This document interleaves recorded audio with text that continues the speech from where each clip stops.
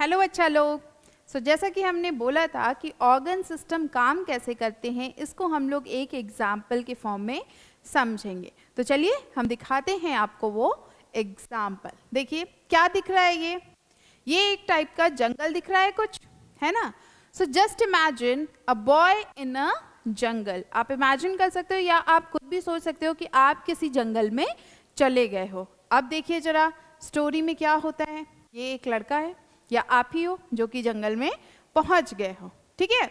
Normal काम कर रहे हैं his lungs, okay, his heart और and all his body system are working properly. सब कुछ सिस्टम अच्छे से काम कर रहा है। जस्ट इमेजिन एडवेंचर के लिए आप जंगल में घूमने गए हो, जरा देखे तो होता क्या है जंगल में। और वहाँ पे जब आप जाते हो तो आपका पूरा बॉडी फंक्शन नॉर्मल काम करेगा, जैसे आप यहाँ बैठे हो वैसे वहाँ भी, है ना। लेकिन थोड़ा सा क्यूरियोसिटी होगी, थोड़ा सा सोच रहे होगे क्या होगा क्या नहीं होगा, तो ऐसे सब क्वेश्चंस आते होंगे मन में। लेकिन डर तो नहीं लगेगा, या फिर बहुत ज़्यादा किसी चीज़ का कहें तो डर या डाउट नहीं होगा। ओके, आप एंजॉय करने गए हो। देखिए अब होता क्या है। Suddenly he sees a lion. अचानक से एक शेर सामने आ जाता है, एक लॉयन सामने आ गया। अब हालत क्या होगी, कंडीशन क्या होगी, उसको तो अब किसी को बताने की जरूरत नहीं है, है ना। डर लगने लगेगा। Lion is stimulus for him. ये लॉयन क्या है, इस बच्चे के लिए क्या है, स्टिमुलस है। स्टिमुलस क्या होता है भाई? स्टिमुलस जो होता है वो कोई ऐसी चीज़ होती है जिसकी वजह से एनवायरनमेंट में चेंज आ जाता है। जैसे मान लीजिए ये एक्सटर्नल एनवायरनमेंट था, यहाँ पे कुछ चेंज नहीं था, नॉर्मल बच्चे घूम रहे हैं टहल रहे हैं, अचानक से एक शेर आ गया तो एनवायरनमेंट में चेंजेस आ गया, है ना, कुछ चेंजेस दिखा। तो ये कहने का मतलब है कि ये स्टिमुलस है। Okay, so to this stimulus the body reacts. अब बॉडी क्या करेगी, रिएक्शन शो करेगी ना भाई। शेर अचानक से सामने आ गया है तो अब आप क्या करोगे, भागने की कोशिश करोगे, वरना शेर आपको मार के खा जाएगा। ऐसी कंडीशन से बचने, मतलब शेर मार के ना खाए, इससे अच्छा है कि भाग जाए। ओके, लेकिन आप जरा सोचिए इसके पहले काम कैसे होगा, ये आपको हम बताने ही जा रहे हैं। Okay, so his lungs breathe faster. Breathing जल्दी जल्दी होने लगेगी, जल्दी जल्दी इनहेल करोगे, एक्सहेल करोगे आप। ओके, उसके बाद देखिए लंग्स का काम फास्ट होने लगेगा, ब्रीदिंग तेजी से होने लगेगी, ups and downs, breathe in breathe out होने लगेगा।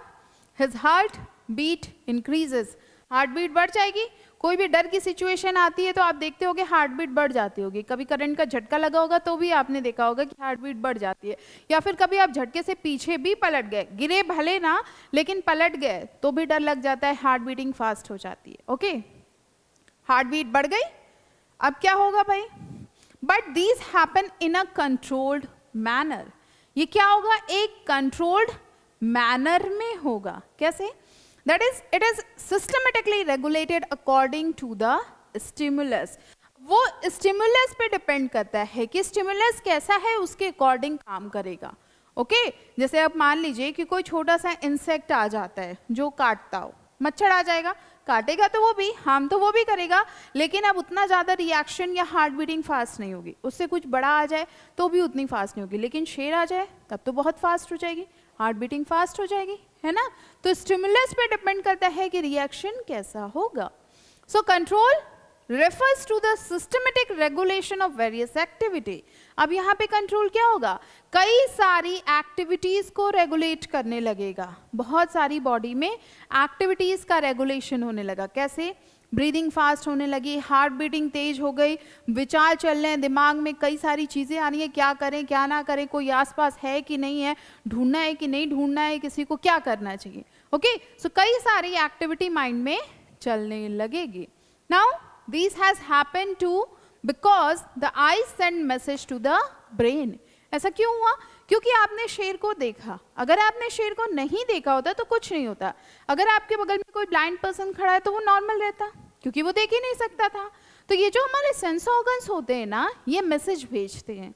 तो इसने क्या किया, आइज ने मैसेज भेजा ब्रेन के पास। फिर क्या होगा, अब जरा सोचिए, ब्रेन के पास मैसेज गया तो चला गया। ये देखो हेड में आपके ब्रेन होता है, वहाँ पे मैसेज चला गया। Brain send message to the heart to beat faster and legs to start running. Brain ने क्या मैसेज किया? ब्रेन ने हार्ट के पास मैसेज किया कि जल्दी जल्दी बीट करने लगे हो, और उसके बाद लेग्स के पास मैसेज किया कि भागो जल्दी से। ये व्हाट्सएप के मैसेज से भी तेज डिलीवर होता है, आप सोच सकते हो, क्योंकि रिएक्शन तुरंत होता है, एक्शन का रिएक्शन तुरंत होता है। तो यहाँ पे बिना देर किए बॉडी के सिस्टम्स जो होते हैं वो काम करने लगते हैं, है ना। जब जरा सोचो शेर आ गया तो 5 मिनट बैठ के ये नहीं सोचोगे भागना है, रुकना है, खड़े होना है, क्या करना है। अच्छा, आंखों ने ब्रेन के पास मैसेज भेजा, फिर उसने हार्ट के पास भेजा, फिर लेग्स के पास आया, तो अब मैं दौड़ना शुरू करता हूँ। इतना तो आप सोच नहीं सकते, है ना। उस टाइम पे क्या होगा? शेर आपको मार के खा जाएगा उतने देर में। लेकिन अब जैसे ये जो मैसेज भेजने का प्रोसेस है ना, ये बहुत फास्ट होता है, बहुत ही फास्ट होता है कि तुरंत रिएक्शन होने लगता है। क्लियर? तो ब्रेन ने मैसेज भेजा हार्ट के पास कि वो फास्ट बीट करे, उसके बाद लेग्स के पास भेजा, लेग्स के पास मैसेज आया, और मैसेज आने के बाद क्या होगा? दौड़ना शुरू हो जाएगा। अब ये बच्चा क्या करेगा? This is called coordination. ये बच्चा दौड़ने लगेगा, भागने लगेगा। तो यहाँ पे आपने क्या देखा कि बॉडी के जो ऑर्गन्स हैं सब एक साथ काम कर रहे हैं, है ना। ऐसा तो नहीं है हार्ट ने धड़कना बंद कर दिया, हार्ट बीटिंग नहीं हो रही है, लंग्स से हम ब्रीदिंग नहीं कर पा रहे हैं, या पैर से भाग नहीं पा रहे हैं, सारा काम एक साथ हो रहा है। तो इसे हम लोग कहते हैं coordination. Coordination means orderly acquisition of all activities.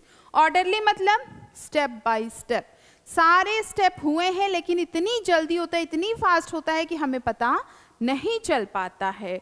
और एक्वाइजेशन का मतलब होता है इम्प्लीमेंटेशन, इम्प्लीमेंट करना। जैसे कि दौड़ना है तो अब दौड़ना शुरू ही कर देना है, रुकना नहीं है। अब ये देखो, ये बच्चा क्या करेगा? Because of this perfect coordination between the organ system, the boy is able to run away. ये बच्चा क्या होगा? यहाँ से भाग जाएगा, तुरंत तुरंत दौड़ के वहाँ से निकलने की कोशिश करेगा।